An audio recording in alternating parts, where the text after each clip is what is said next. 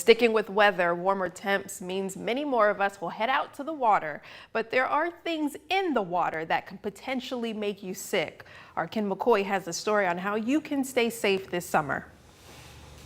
Waterborne diseases are those in which the consumption of water or exposure to water leads to illness.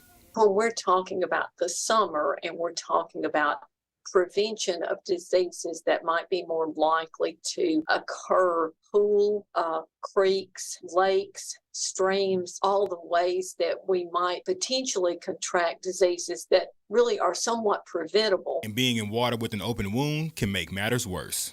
Open wounds can be contaminated by the Vibrio bacteria, so it can lead to quite a severe skin infection called necrotizing fasciitis. The first thing I remind people is, if you have a cut or an open wound, really it's not a good idea to get that exposed raw skin into the water. That being said, let's take it to the point of you are in the water and you get a cut.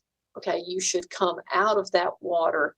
You should immediately wash that wound with soap and water. And again, depending on the severity, is this a scrape or is this a laceration?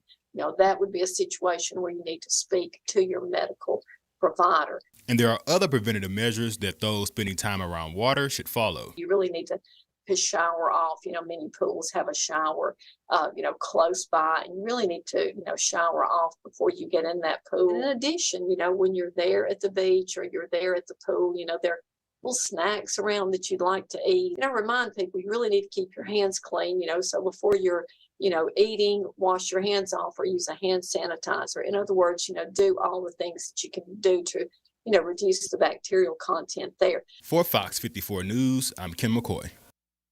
Thank you, Ken. And he has more water safety tips for you. The University of Alabama Birmingham suggests the biggest water threat is drowning. The CDC reports more than 4,000 unintentional drownings in the U.S. every year. This includes boating-related drownings. Unfortunately, children under 18 make up the majority of the cases, and doctors warn parents to stay alert.